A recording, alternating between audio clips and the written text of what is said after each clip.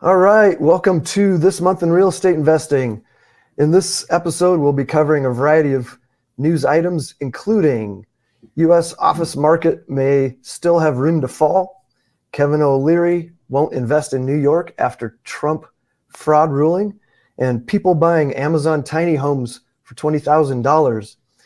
Don't forget, you can join the live conversation with your thoughts and questions on Facebook and YouTube during the show. And all this and more on this episode of This Month in Real Estate Investing. Let's start the show.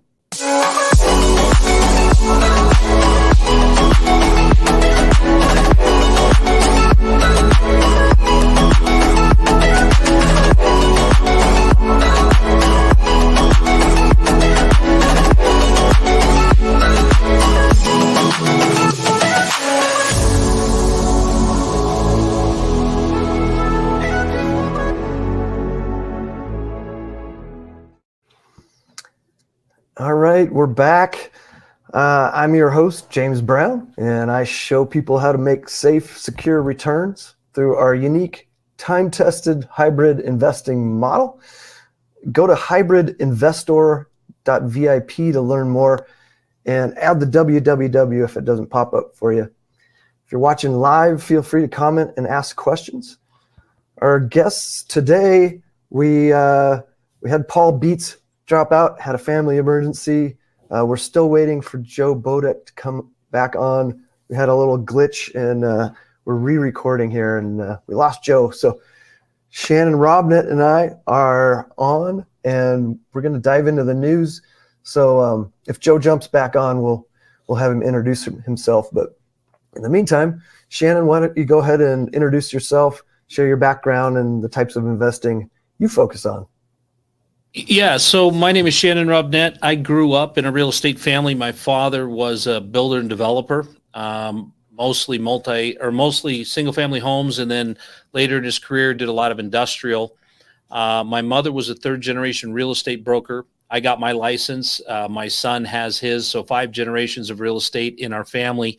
And I grew up at the table, dining room table every night, hearing about the deals my parents were doing. And it really sounded like a live track of Rich Dad, Poor Dad. And when I decided college wasn't for me, I went out, started my businesses in 1999, began immediately to build single family homes, quickly realized that homeowners really weren't my flavor. I didn't really care for that and shifted my business into the commercial arena. From there, we did everything from police stations to gymnasiums, city halls to fire stations, and did a lot of industrial, some multifamily. Over the years, I've developed about $450 million worth of commercial real estate. And currently, we've got about $120 million under construction and own and manage properties from Washington to Florida. Fantastic. I am super stoked to have you on. This is going to be great. All right, so let's dive into the news from CBS News. Company behind controversial real estate deal facing bankruptcy and legal action in Illinois. So just a little brief summary.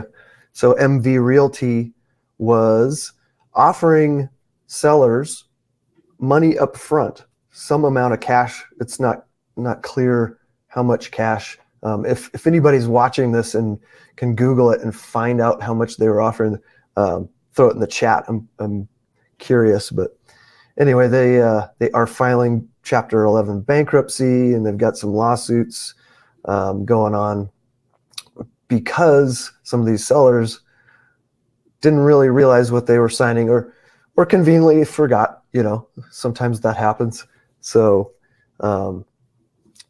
they had signed a thing giving a 40-year commitment and a 3% early termination fee. So that's the scoop. Shannon, you want to jump in on that? I think there's a couple of red flags that stick out, but I really kind of want to start this by saying buyer beware. The reality is if you do not understand what you are signing, if it's a simple single-page document, if it's a multi-page document, whatever it is, if you do not understand it, find someone that's qualified to give you that explanation.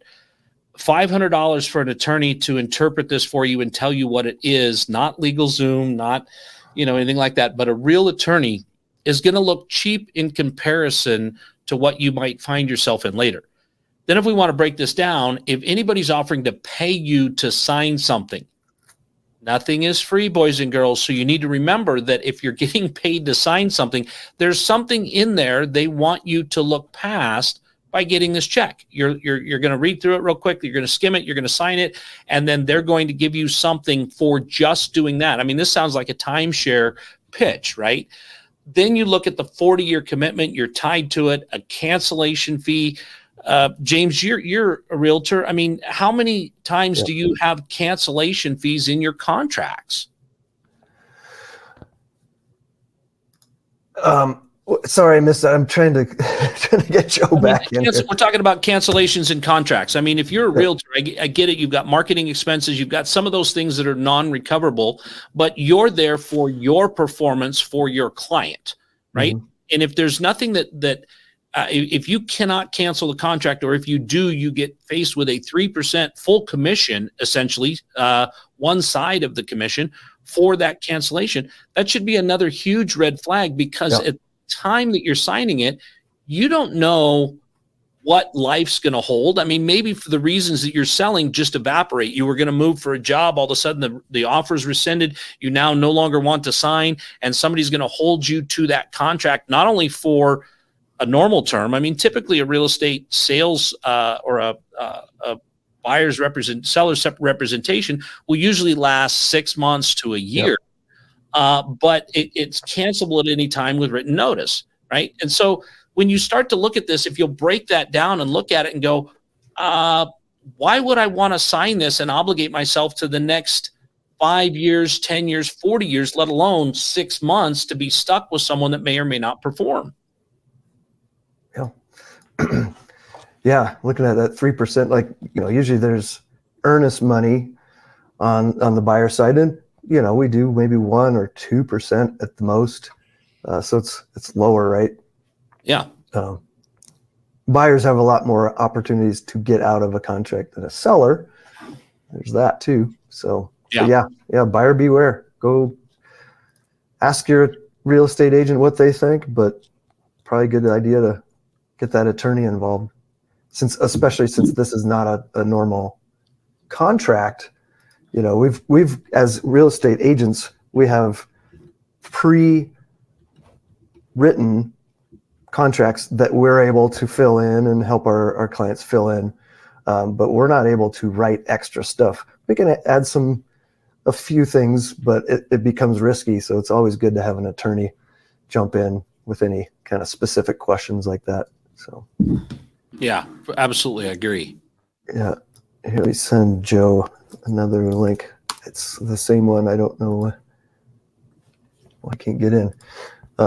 Anyway, let's jump to the next article from Fox Business.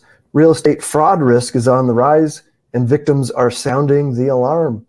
They're saying 1 in 20 Americans are affected, at least in the last 3 years, by some fraud. And what they're talking about, I think, mainly from what I read, is earnest money going through an escrow company. People are intercepting and fraudulently creating emails, basically, that look like a real email from the title company, and people are sending their money to the wrong people, to scammers. Oh, and we have Joe back. Oh, awesome, Joe. Finally got the right link. I kept sending the same one. I don't whatever happened. But my computer just said, nah, I ain't gonna do that. Weird. Until that last one. Yeah. Well, now that you're back, Joe, why don't you introduce yourself, and then we'll jump back into the article we were just talking about fraud. Oh, okay. Very quickly, my name's Joe Bodek. I'm a real estate investor and mentor coach. I have background, been in business since 1971, so we're a little bit ahead of 50 years there. And been in both conventional real estate, where my dad was a big builder back in the 50s, 60s, and 70s. He was one of the largest builders of residential homes. If you're familiar with um, uh, split level homes, he's a guy that made him famous. So you can say thanks to him. And work with him. He was my first mentor. I learned how to run apartment complexes and develop ground and build houses and all that good stuff. And then around 1994, I went into creative real estate, things like lease options and subject to and owner financing. I did that as an investor for, I don't know, 10, 15 years. And about the last 15 years, I've been mentoring students on creative real estate. And that's my background. Fantastic. We're happy to have you on. Both of you guys, heavy hitters with a long list of accomplishments. So it's great. All right, let's get back to the news. So just to catch you up, Joe, we're talking about the fraud risk that's on the rise with mainly earnest money going through escrow companies that are getting snagged out from under people. So, well, and to clarify that a little bit, James, it said that the median fraud amount was $70,000. So that would be a lot more than the earnest money. That is a good point. So if you're looking at, $70,000, I mean, I know we've all heard the stories of people going to close and they get an email from the title company that says, hey, please wire your funds here. The email looks very official. In fact, it's probably a very, very good fake of what the title company sent out. But, an easy way to do that is to call and confirm. Another easy way to do that is to know what that closing amount is a couple days before closing. Go to the title company with a check, a good old-fashioned bankable check that they can run through their system. They can verify the funds. But with the median loss, and it says there's over $440 million in one single year that people lost, taking an hour out of your day to go do that isn't that big of a deal when it comes to protecting your hard-earned money. Yeah, 100%. We talked about this before too. Blockchain may alleviate a lot of these stressful situations if they can implement that into the whole escrow process and money transfer. Yeah, the thing about blockchain technology is it brings all of the past forward. And if you think about title chain, title chain is that it goes back in history, identifies all the things and all the people that had owned it before, back when it was a full section, and back when it ties it back through survey and all that kind of stuff. Title insurance would now, what that does is that ensures that everything in the past is all settled and there's no issues with it. But you can get all of that on blockchain technology. We're not talking about crypto. We're not talking about meme coins. We're talking about the technology underneath it all that allows you to create that and then move that information from one block of information to the next, so that all that history goes with it. Yeah, great point. Joe, you have anything to add to that? I come back to what I've always said. All of this stuff is very, the way that Shannon explained it is wonderful and important. But for myself, I'm real estate. I'll go with you all day long, pretty much. When it comes to the methodologies of fraud out there today, it's unbelievable. It was, I think, a lot harder to commit the fraud back in the day than it is today, obviously, for all the apparent reasons. So I always go back to what I practice myself, since I don't know a whole lot about a whole lot of things that I probably should. I find, if an escrow payment has to be made, I have an attorney do it. I mean, I'd rather have somebody that knows what they're doing, that's on my side and understands what's going on. Go ahead and do it, and then if anything goes wrong, I can go after him. You know what I mean? So at least I got somebody there that knows what they're doing. I would even have him deliver the check, however he wants to do it. Because today, this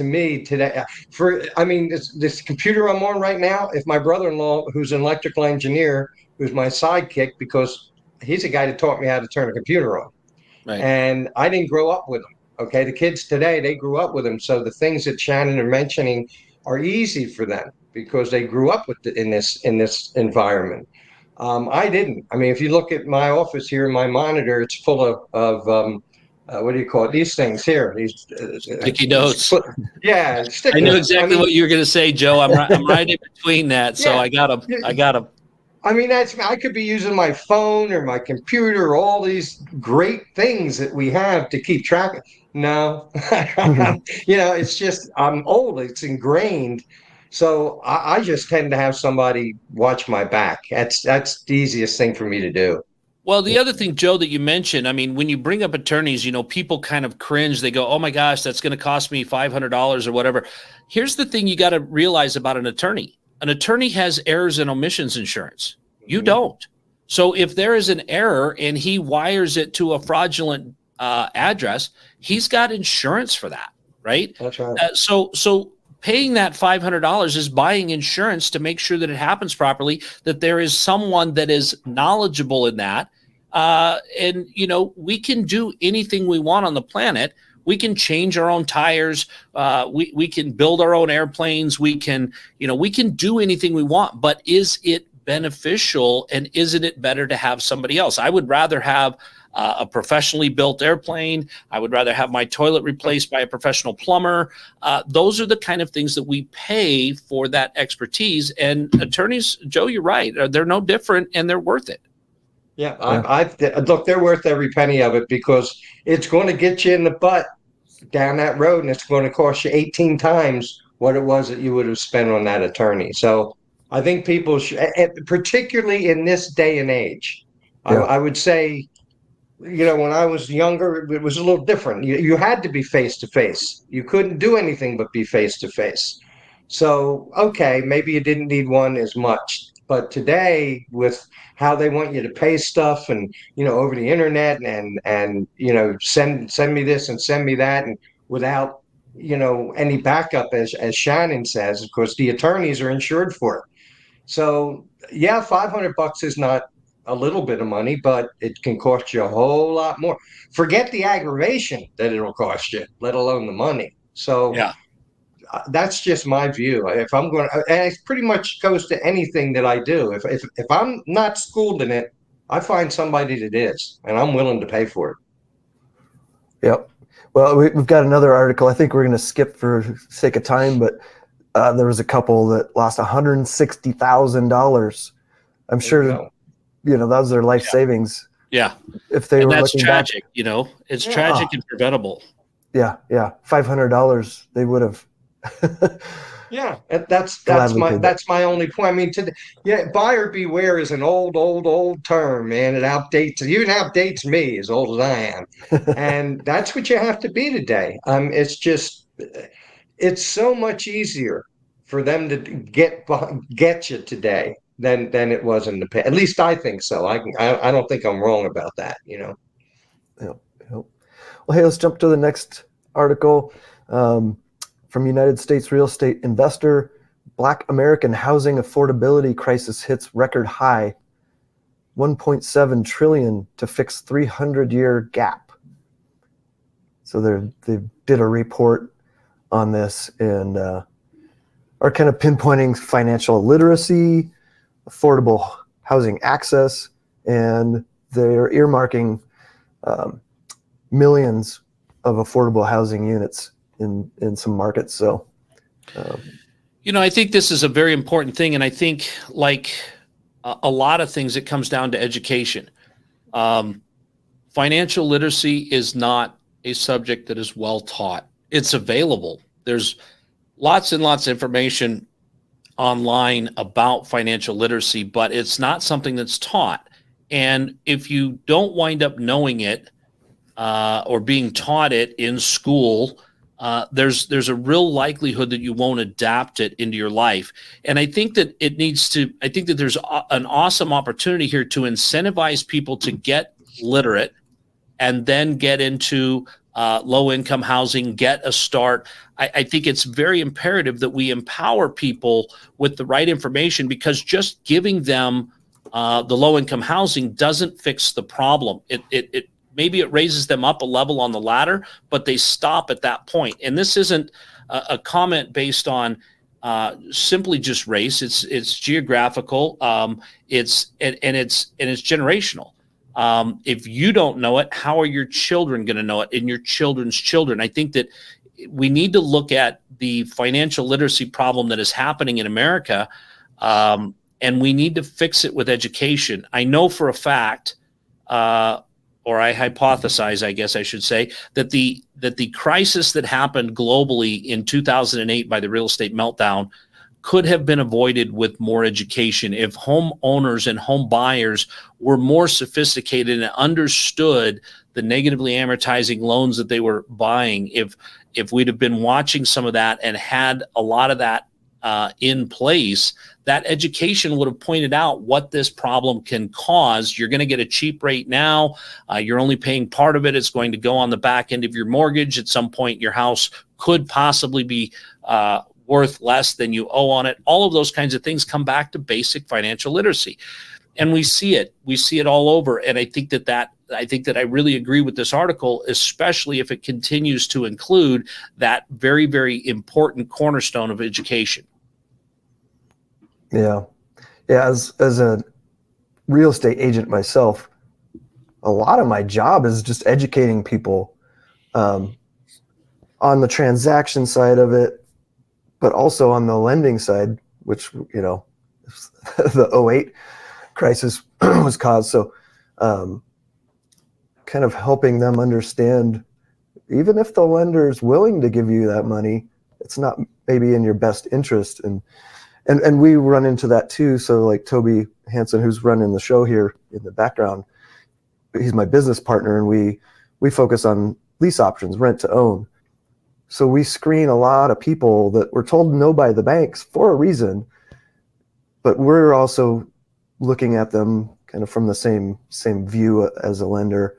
And I'm always keeping in the front of my mind the good things. Like, people want to get in a home, right? We can help them, but it might not be the best situation for them. So I'm always giving them advice and trying to protect them in some different ways. And I don't need to get into the details of that, but they come to us uneducated, and we need to educate them and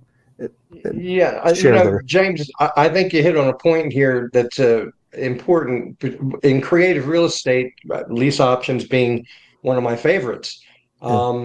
We do the same thing. I do the same thing that you're talking about. You got to educate these people to how this thing works, the downsides, the upsides, sides, and everything, which I don't think is done out there. I mean, I think that's why a lot of people get in trouble with regard to this article we're talking about. Again, as Shannon said, because of education.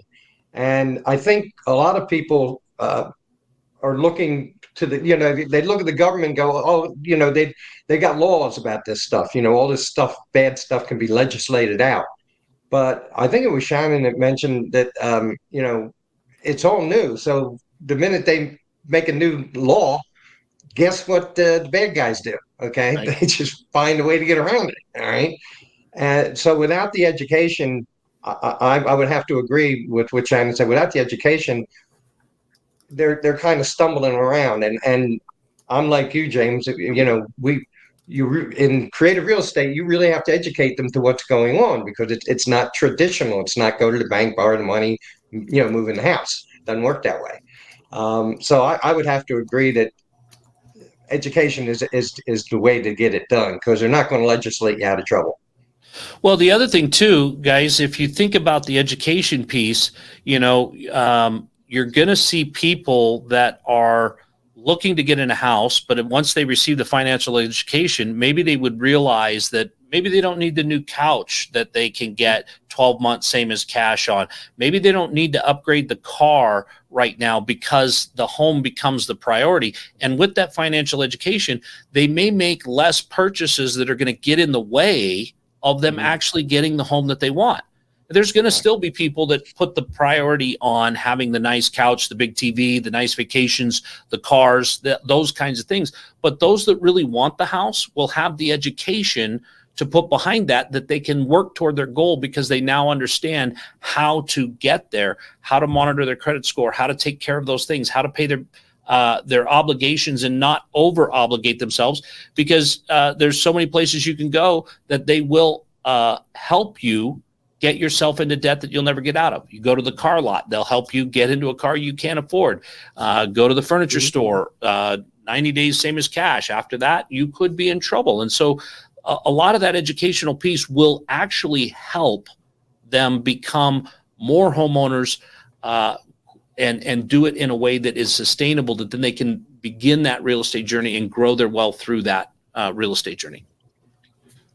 Yep, love it. Let's jump to the next article from Wealth Management, why some investors are bullish on private real estate. We're talking about valuations adjusting down due to higher interest rates and tighter debt availability. Well, I mean, let's look at supply and demand. When we went through the crisis in 2008, we started to build up a backlog, and I think it peaked somewhere around 7 to 9 million housing units in America that we were not producing, and we were short through that time period, and we've never really caught up. And so here we are. Low interest rates have made it easy to buy over the last couple of years, and as they've risen, they're now back up at a 6%, 6.5%.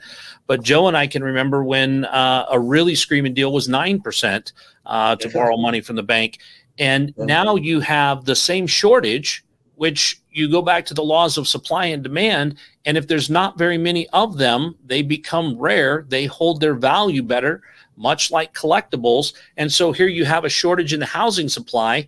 We've also seen on our side in the development space, about 65% of the projects that were slated to begin in 23 didn't get started because of the rising interest rates. They no longer penciled at the price point.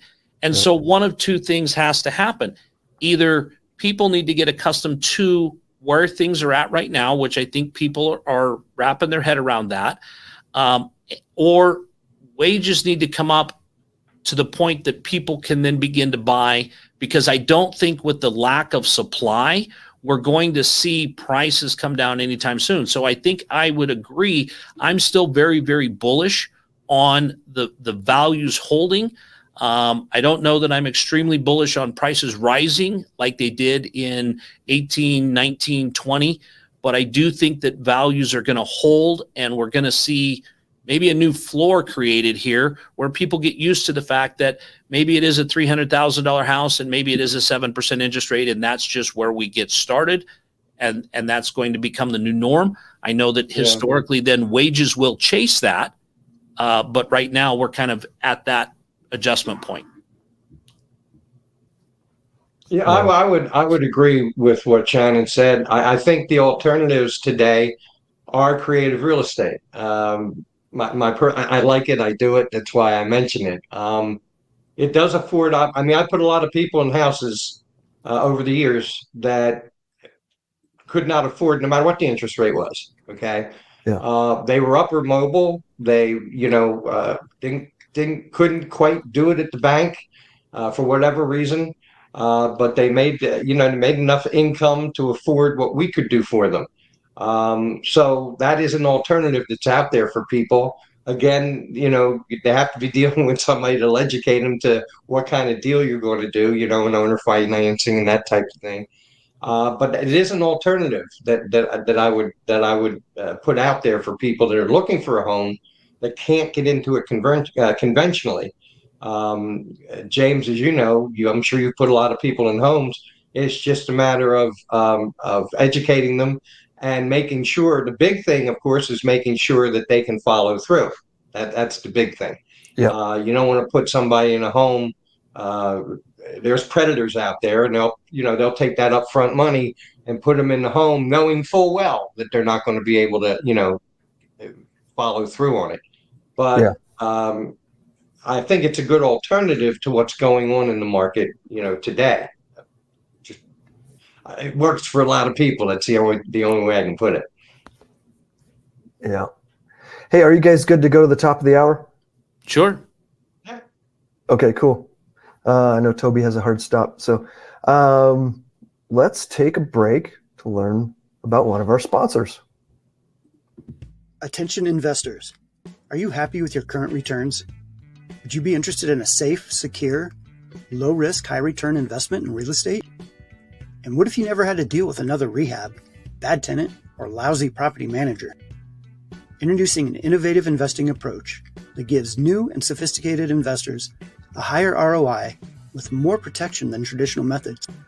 We've created a blue ocean investing strategy by combining the tried and true models of fix and flip with buy and hold, and have found a way to keep the benefits of both while eliminating the drawbacks. Hybrid real estate investing is a better way to invest that allows busy professionals to replace their salary, build passive wealth, reap huge tax benefits, and fund their retirement with income-producing real estate without the usual risks and headaches. HybridRealEstateInvesting.com, the best risk-adjusted returns in single-family real estate. All right, let's get back to the news from Business Insider. Commercial real estate is in big trouble, and the problems may have major financial fallout. We talk about this, especially in the office space on this show every month recently. And I'm sure you guys can jump in. Just want to point out billionaire investor Barry Sternlicht predicts staggering losses, particularly in office properties. And they also mention having global effects, which I can't really speak to, but what do you guys think? Joe, you want to go first? No, you go ahead. This is your ballywick, Shannon. Well, I think that, this is where national statistics can kind of get off the rails. I think that there are a lot of markets that are struggling. And I think that there is a lot of multifamily that also fits in that commercial space that is struggling because of the type of financing that got placed on it. A lot of multifamily came in with the fix and flip mentality or the value add mentality, if you will. They were buying something that hadn't been rehabbed in 10 or 15 years. They were putting new deck chairs by the pool. They were putting a new coat of paint on it, renaming it from the Tropicana to the Three Coconuts, going to raise the rent a couple $100. And they used bridge financing for that acquisition and the rehab. And then with interest rates rising, they may have executed on their business plan perfectly, but with the interest rates rising, they can no longer service the debt. There's something in commercial real estate called DSCR, which is the debt service coverage ratio, and that's typically set at about 1.25%, which means that if your payment is $10,000, you have to have net of expenses 125% of that, or $12,500, in free cash flow from your rents after your expenses. And a lot of people are in trouble because interest rates have risen.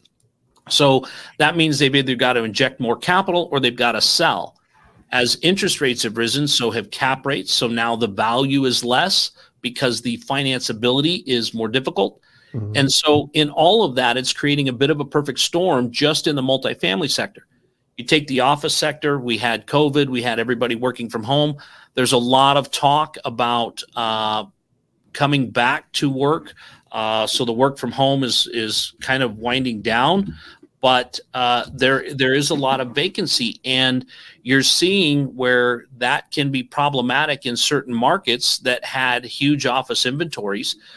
In some of the particular markets that we work in, we're actually seeing nice and tight office markets that are allowing for continued growth, but lenders want to step away from it. So when it's hard to finance, it's hard to sell unless you get creative. And Joe, this is where the office that I'm in currently, I bought 2.5 years ago on creative financing for all those reasons. The banks really didn't want to finance it. It was right in the middle of COVID. The gentleman wanted their purchase price. I agreed to their purchase price if they carried the note at a reasonable rate. And we got the deal done. We put our 20% down. We've gone through. We've made massive improvements to it. We've re-tenantized it.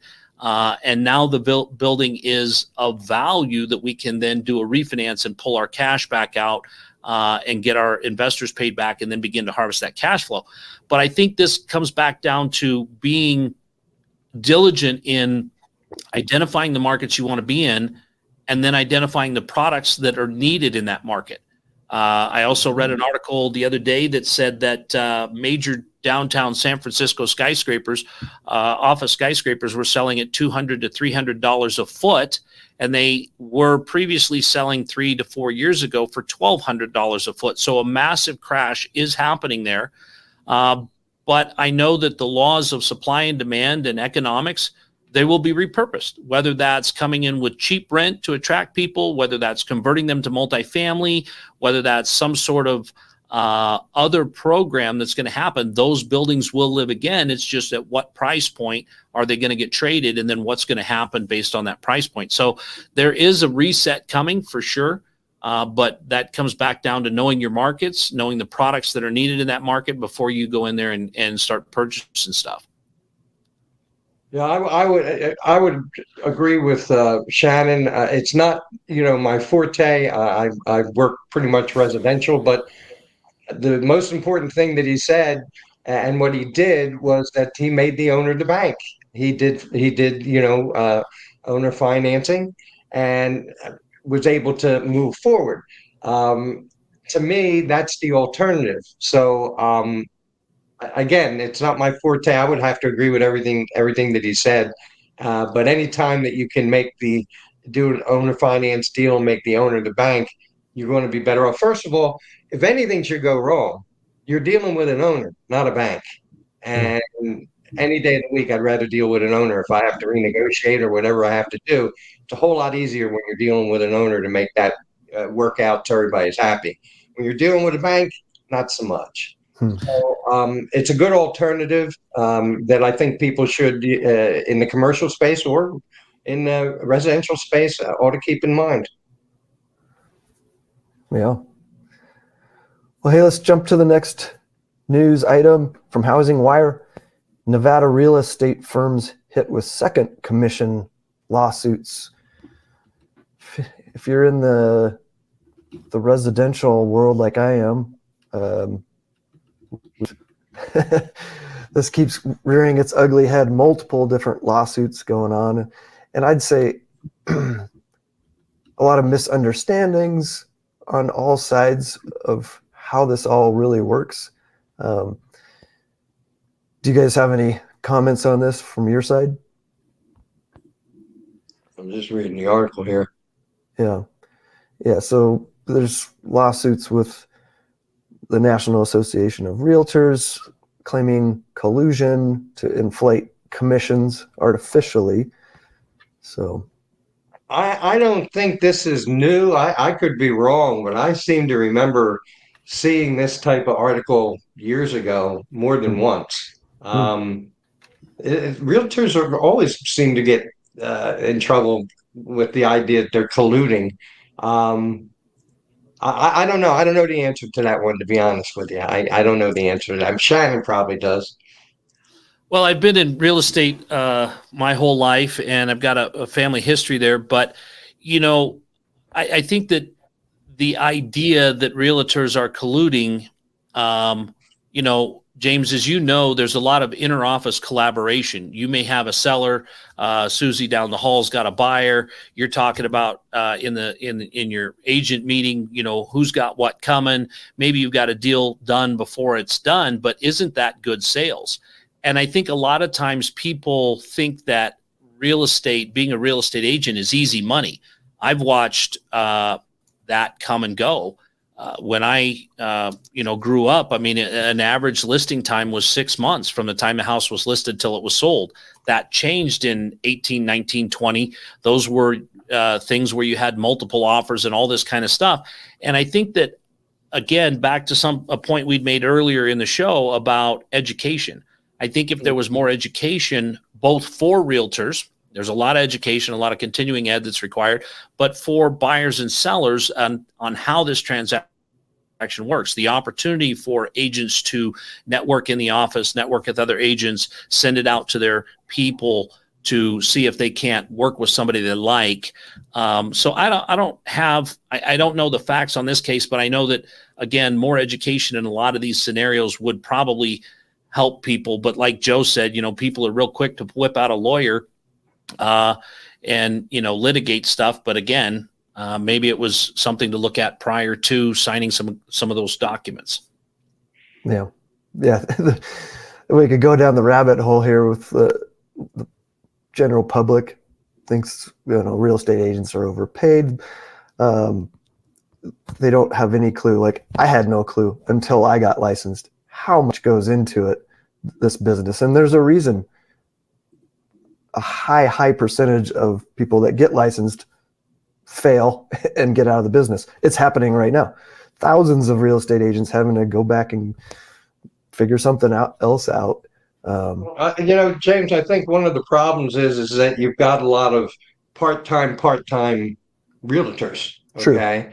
And they're supposed to get to their education, and I don't know whether they do or not, but they don't get enough practical experience out there. Okay. Because they're not doing enough deals. I mean, I was a realtor in another life a while ago, and we'd have meetings where a whole lot of people weren't there.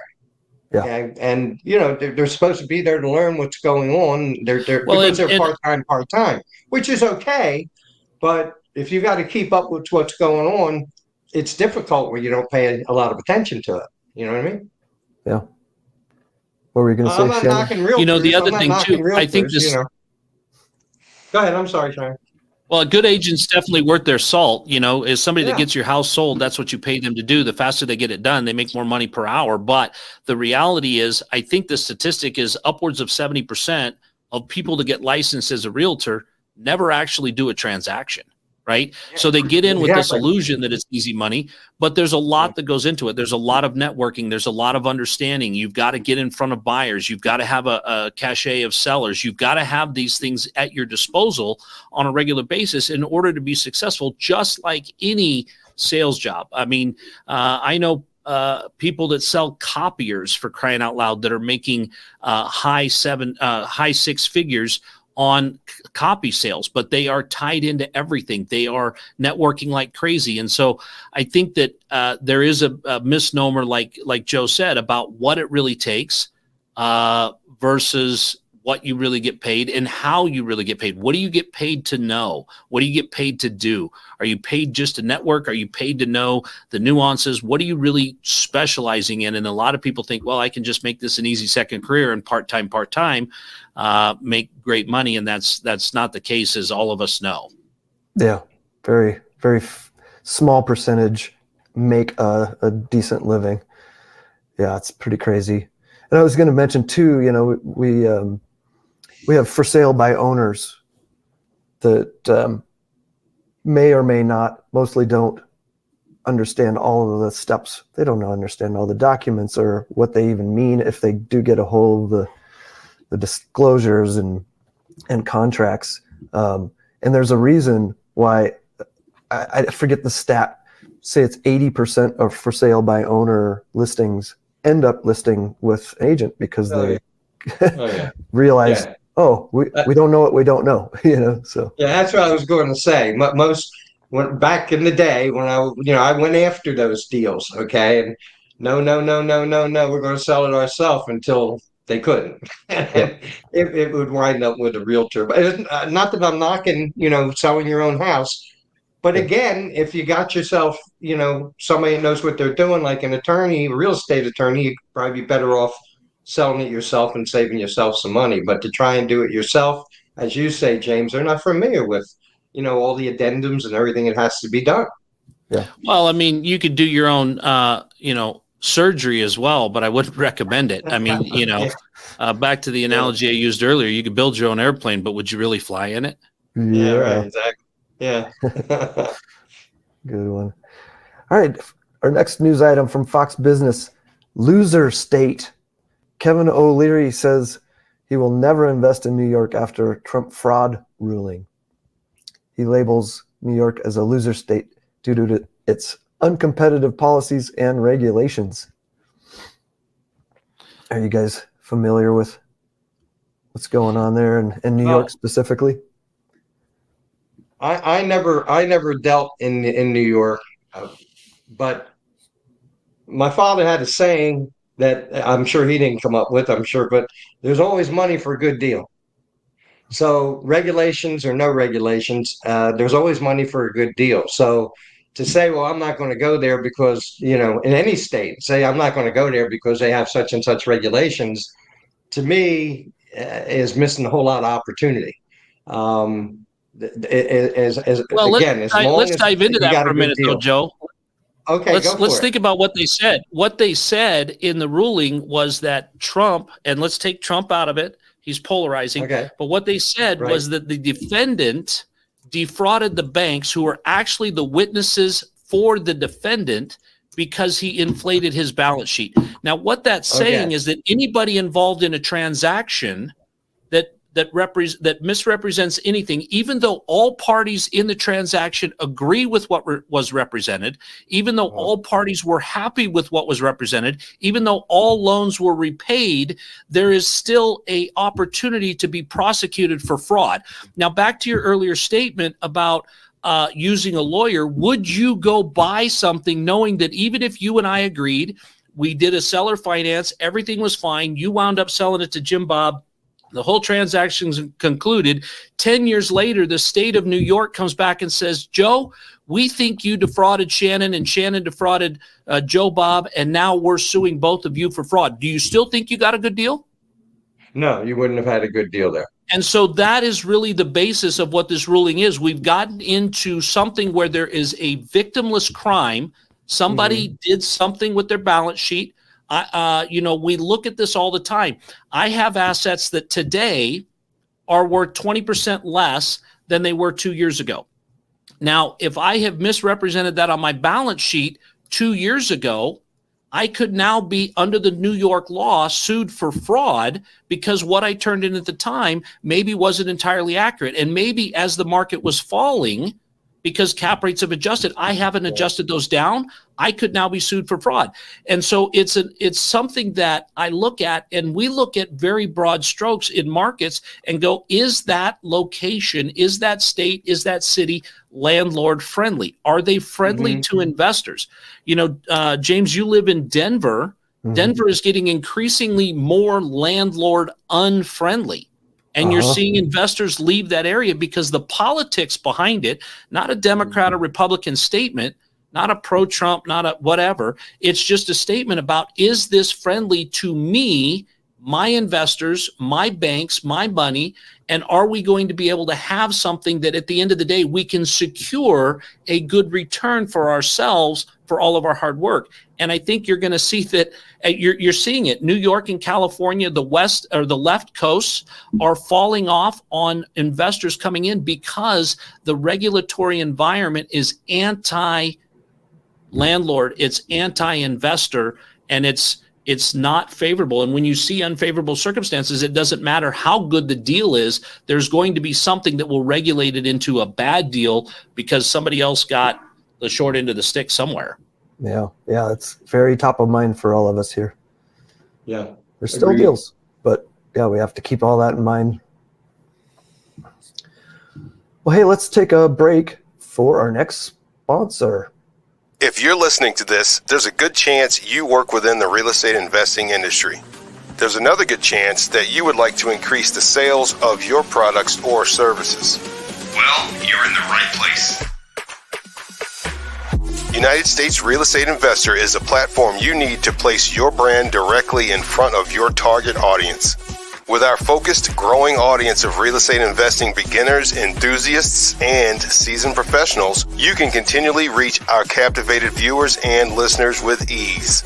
To learn more or to get started today, just visit UnitedStatesRealEstateInvestor.com/advertising. That's UnitedStatesRealEstateInvestor.com/advertising. Get ready to increase your brand awareness and your bottom line. Attract clients with content.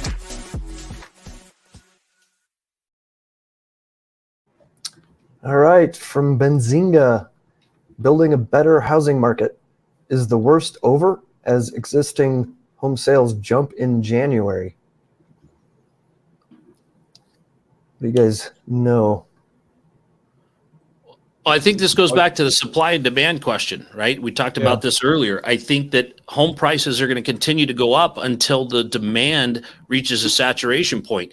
And I know a lot of people were looking at a $400,000 house a year and a half ago at 2.5% interest. Were able to buy that house for $1,000 less a month than they are now.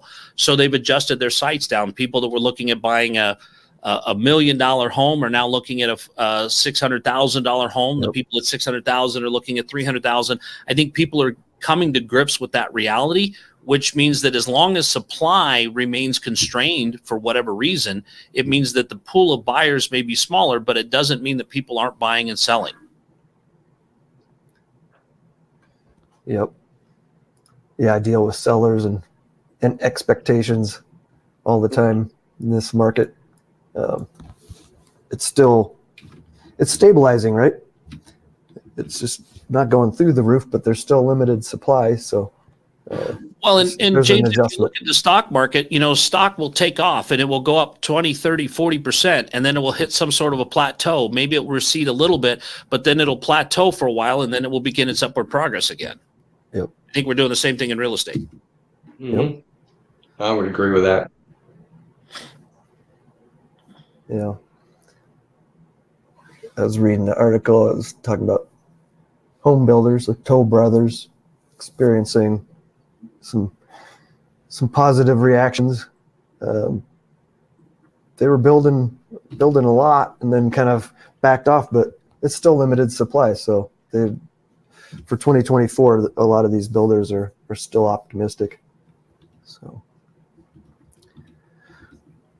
All right, let's jump to the next news. We'll skip the one we already talked about, the couple that lost $160,000 in that fraud case. So, and we'll skip the next one too. It's from Benzinga. Grant Cardone says he'll avoid New York and double down in these 3 states instead. Actually, let's just kind of point out, he mentioned concentrating on Texas, Florida, Arizona, and also Tennessee is kind of a 4th option. So are you guys operating in any of those 4 states? No, I'm not. We are in Florida and we're looking at Tennessee. And I think one of the great things about both of those markets is wages are increasing.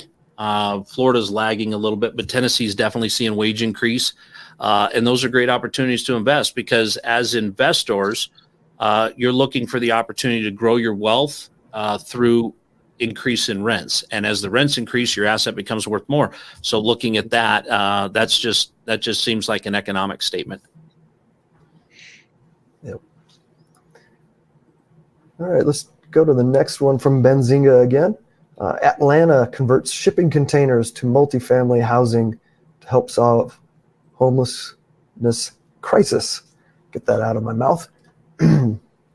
There's a housing initiative and a complex called The Melody, based on a gal named Melody Bloodworth that was a victim of the city's homelessness.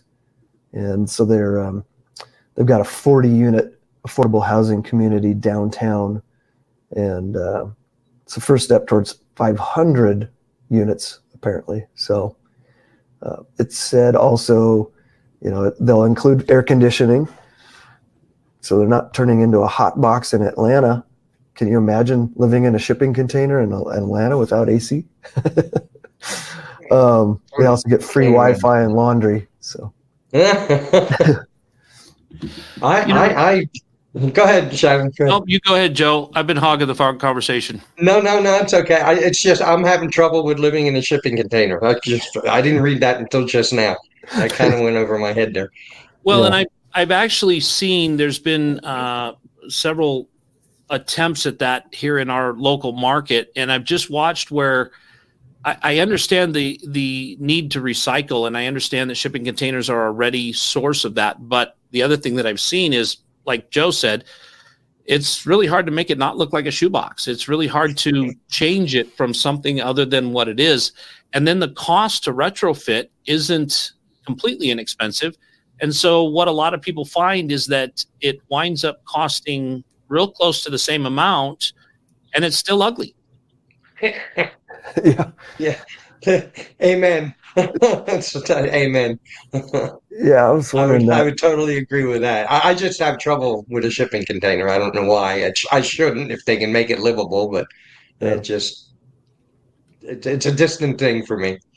I don't understand where this supply of all these shipping containers comes from. I mean, they're bomber. Like, you think they could use them for 100 years before they need to retire them. So Well, the thing that I've heard with that is it's not so much that, but you ship them over here from China where they're manufactured. They're shipped from China. They're shipped from India. And then we're not shipping anything out. So then what do? Do you pay to ship them back? I mean, I think in a lot of cases, the things we get here in the States, the container is full of things that cost a lot less than the shipping to get here. Yeah. But they've got to get the ships back. So you'd think they just have them loaded up with empty containers, less weight. I don't know. Yeah. It'd be interesting to dive into that a little bit. All right, let's jump into our final fun news item. People are, from Unilad, people are just realizing they could buy a tiny home from Amazon for $20,000, and they say it's worth it. I think if that's your option. Yeah. Joe doesn't like a shipping container. I don't know that he's going to like one from Amazon. No. I'm going to tell you, I've seen some of these mini homes. My background, guys, I live in old houses. I like them. The one I'm sitting in right now is 119 years old.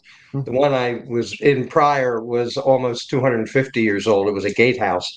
I'm used to little areas, so tiny houses don't bother me. And they're laid out very well. I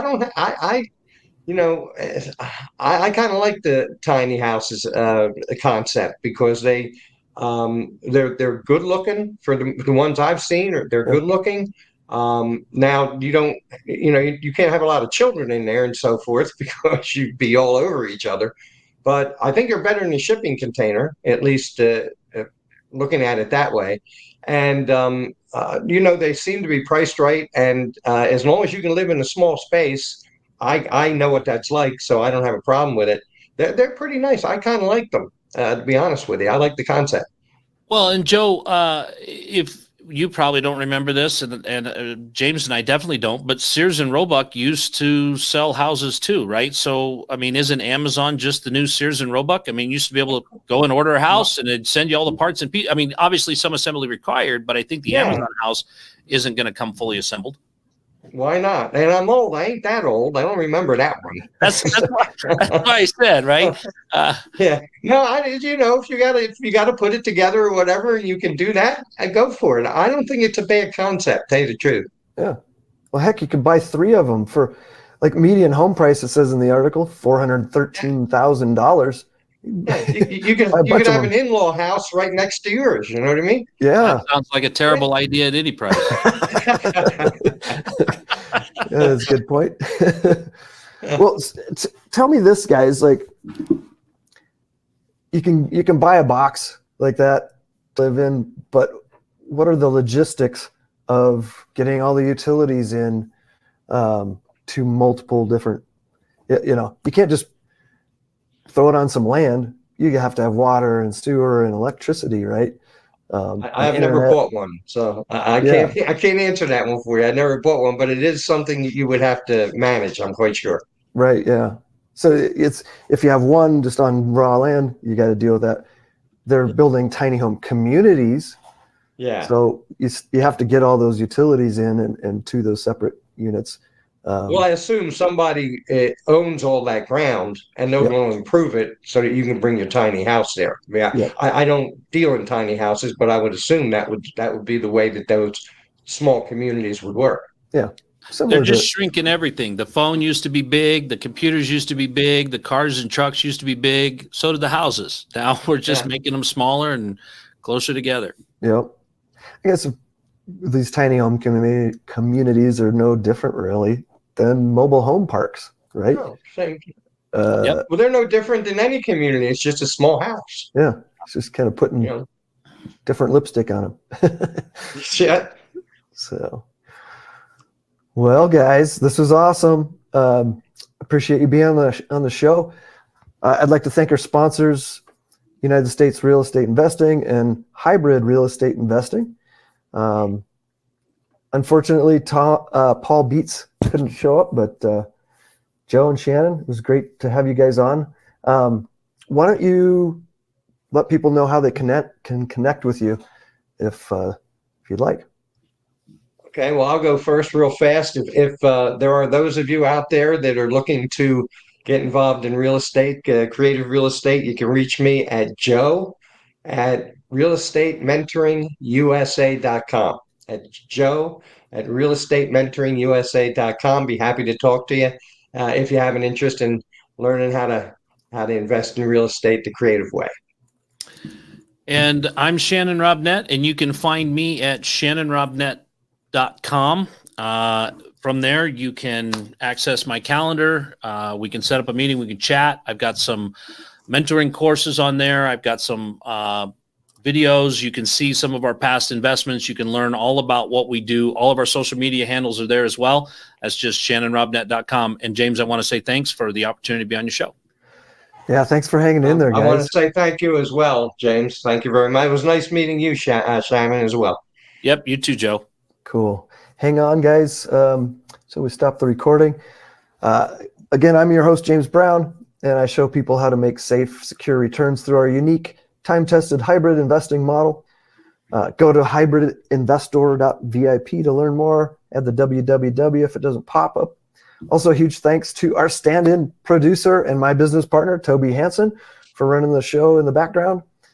Follow and subscribe to This Month in Real Estate Investing on YouTube at youtube.com/@United States REI or your favorite podcast app. If you run across any interesting news, events, or good guest suggestions, feel free to share by emailing Antonio at UnitedStatesRealEstateInvestor.com. And remember, when one door closes, another door opens to financial freedom. Thanks, guys.